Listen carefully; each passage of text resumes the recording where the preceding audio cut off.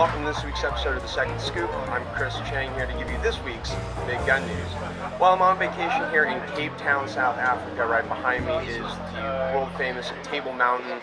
Having a great time here on vacation, but I didn't want to skip a week. So with our first story, the NRA Annual Meeting coming up in Nashville, Tennessee is going to see 6 Republican presidential hopefuls address the NRA faithful. An estimated 60,000 plus NRA members will be in attendance in Nashville. Candidates include Governor Scott Walker from Wisconsin, Governor Bobby Jindal from Louisiana, Senators Marco Rubio from Florida and Ted Cruz from Texas, as well as former governors Jeb Bush of Florida and Rick Perry of Texas. I'll be in attendance at the annual meeting and will report back on what these Republican presidential hopefuls have to say about our Second Amendment rights.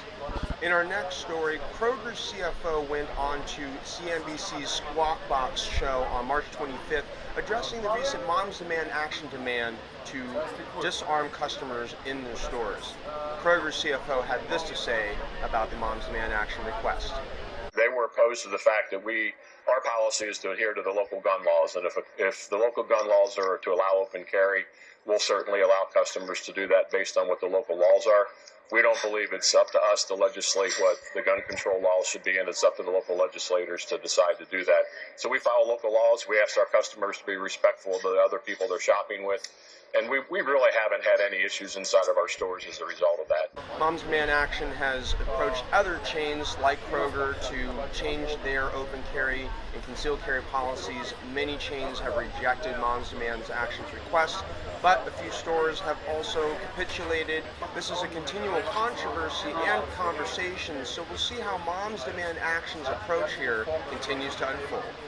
In our next story, Senate Minority Leader Harry Reid of Nevada announces that after 34 years in the Senate, he will not seek re-election in 2016.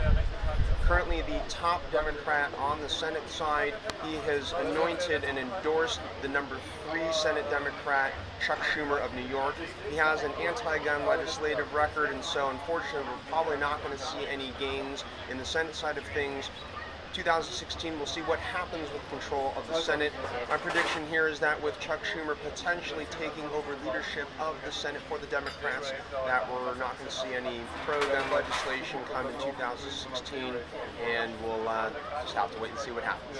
And now for this week's Good Guy with a Gun story is an interesting one because there's a little bit of a discussion that we're going to have after explaining what happened in Cobb County, Georgia. Customers at a bank, and he sees a robbery unfold. As the robber is leaving the bank, the customer goes to his car, retrieves his pistol, stops the robber, and holds him at bay for the police to arrest him. Now with this situation, it was great that no one got hurt. The customer was able to apprehend the robber, but in a self-defensive scenario, look, if you are under an immediate threat, you have every right to protect yourself and defend others. But once a threat is no longer there, once that robber left the bank and was no longer an immediate threat to those around them, oftentimes it's a good idea to let the police go and pursue the bad guy, because there could have been other scenarios where this customer could have gotten hurt, he could have gotten shot or attacked by the robber, there could have been innocent bystanders who got injured, and things could have turned out really differently here. Again, thankfully, the customer was able to successfully apprehend the suspect, but the question I have for you is, was the customer's action an act of bravery or foolishness? Leave your comments and questions and thoughts in the comments below.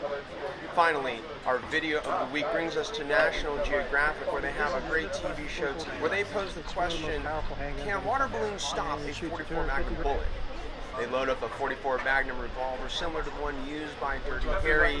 They fill up a bunch of water balloons. They ask contestants how many water balloons will it take to stop a 44 Magnum bullet, if it can stop it at all. Click on the link to watch the full video. The results may surprise you. Well, that's it for another week's episode of The Second Scoop.